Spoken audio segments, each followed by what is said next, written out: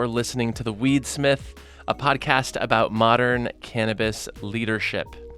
Today, I'm thankful to be sitting across from a good friend and a true industry leader, Jim McAlpine.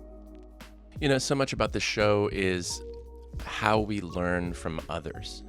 And I really hope if 5 people learn anything from this show or glean anything, then I will feel like our job has been done. But really, I want to know about somebody out there in the industry whose leadership you've witnessed and whose leadership you respect.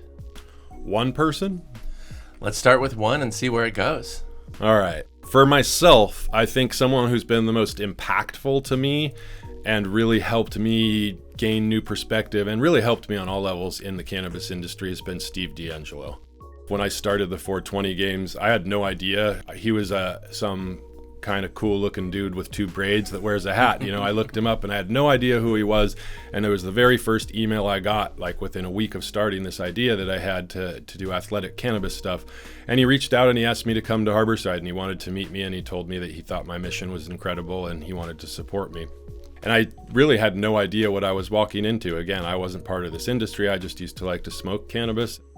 From that day, we became friends, and I watched the way he carries himself, the way he speaks, and most importantly, something I see in you and me, in the cannabis industry.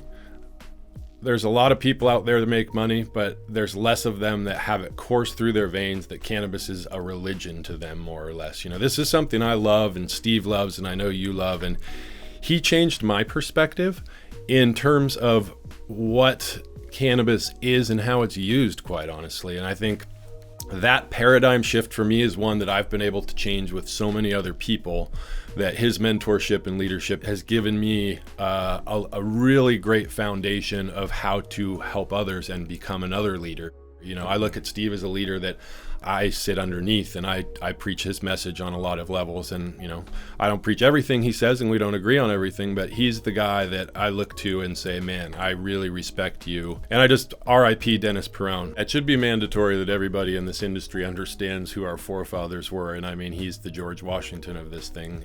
He was obviously the leader of this entire movement. I love him and I knew him too, and I have a huge amount of respect for him. So I'm going to throw his name out and throw 2 people at you first.